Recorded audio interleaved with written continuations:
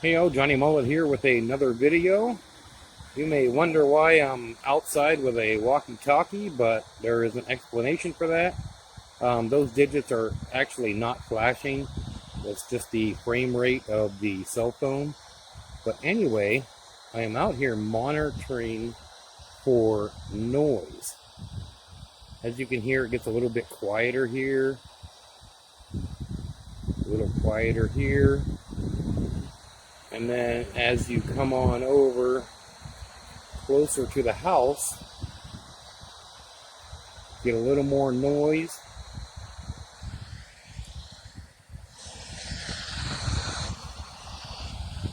It's really noisy over here because of the power lines. But as I come over this way to the edge of the deck, the noise gets a lot quieter. So why am I doing that? Well, there's a good reason.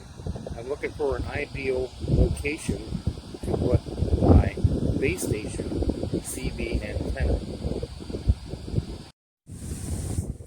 Okay, so as you can see, the house has brand new siding and it has a brand new roof. So I did not want to attach an antenna to the house or mount it on the roof.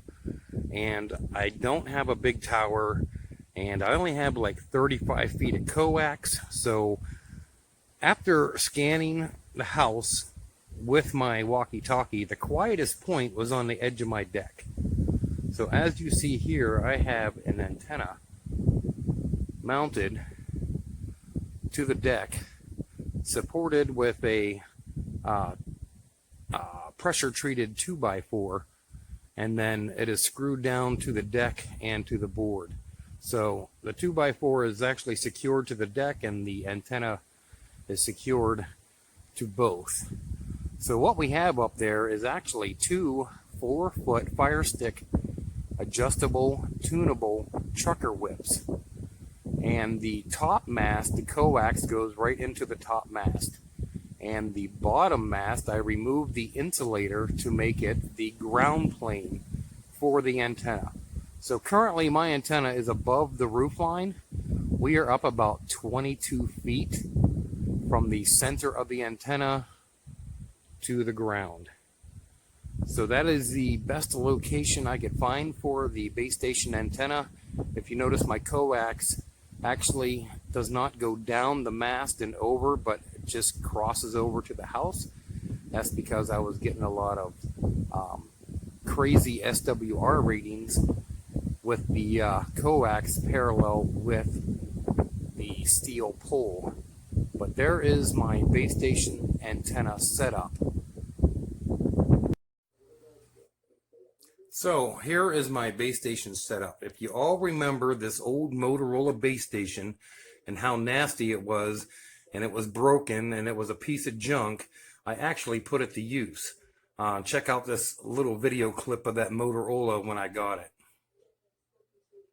These buttons are all stick in. There's a lot of moisture inside. I actually took it apart to try and fix this old Motorola base station, but unfortunately, it is going into the garbage can.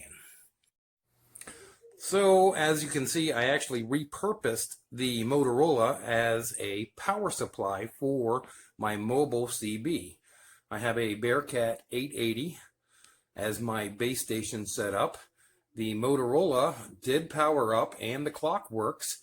So I took the case apart, found the 12-volt power source that comes out of the power supply, and directly wired it into my CB radio.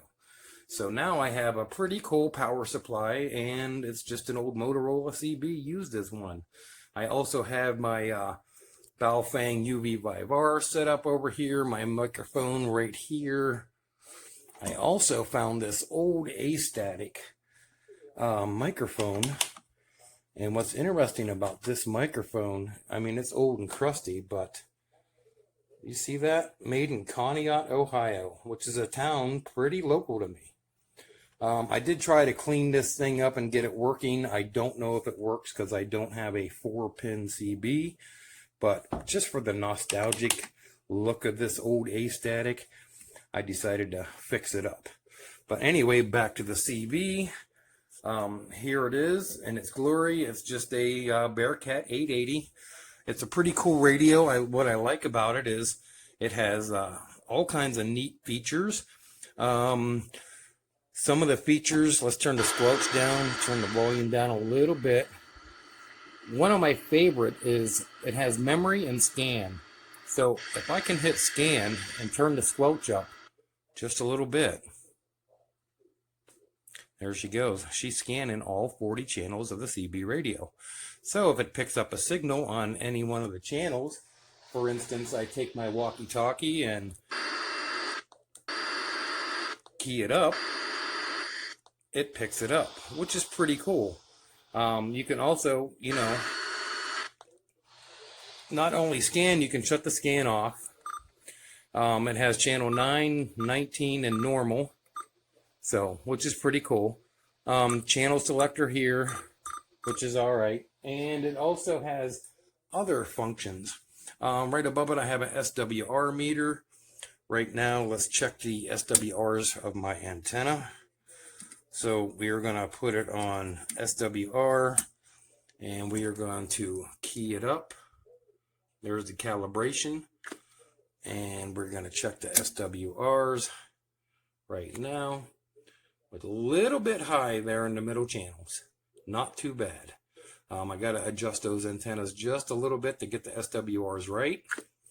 And it also has a pretty neat power setting where I can put it on 10 watts and power and key it up and hello, 1, 2, 3, audio, check 1, 2, 3. So as you see, it's a Bearstock Bearcat 880. It also has some pretty cool features. By pressing this button here, you can change the color, like daytime color. There's number 4. You got this blue color, green, a darker blue, a greenish turquoise color, a green, a purple, and then back to red, which is the one I like because it matches my clock here. So I usually leave that on red. Not only we got day and night color changes, just like I showed you. We got brightness control. We got contrast control. Weather scan options. And we got a diag, which I can press on diag and it'll check my voltage, which is pass at 14.23. We can also check the RF output. Press to talk. And it says pass. And we can also go to antenna, press to talk, it's a pass. So it's pretty neat. It has, some pretty nice functions. And it also has the scan feature, like I said, which I really, really like.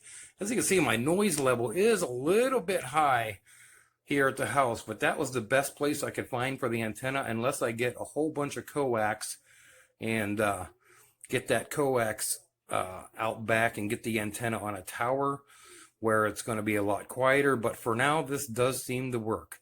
So the another feature about the Bearcat, it also has weather stations. So I can pick up weather stations out of Cleveland and Erie, Pennsylvania, which is pretty cool. At noon, weather reports for selected cities. At Meadville, it was mostly sunny. The temperature was 68. So it also has a day-night function. So at nighttime, if you don't want the bright light on you, hit the day-night. And then there's daytime setting. It also has a talkback control, which you could also hear when I speak into the microphone. Hello, 1, 2, 3. Hello, test audio. And there is the talkback function. And it also has a mic gain, which you can set. And you press to talk. It's already all the way up on number 4.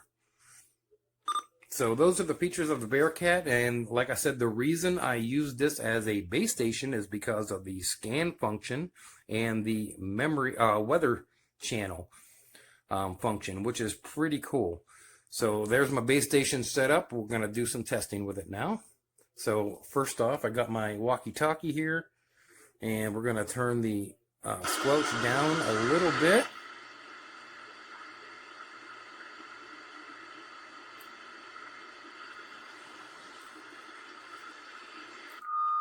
Hello, 1, 2, 3. Test 1, 2, 3. Audio. All right. So we're gonna do some more testing. I do seem to be getting a lot of static from the home base unit. I have tried different locations for the antenna.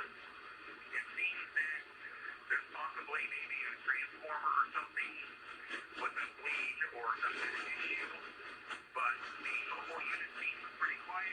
We're on channel 33 broadcasting on the Citizen Fame radio. We're now coming up to the Amish farm. Coming up to the Amish farm, getting closer to the destination for the 5-mile mobile to home base test. So originally when I tried a base station setup, I actually hooked up my old Lafayette Mobile to that Motorola base station as a power supply in the garage.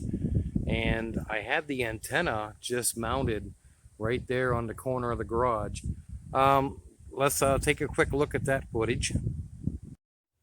All right, we are using the Motorola base station as a power supply for the base station, Lafayette HB740.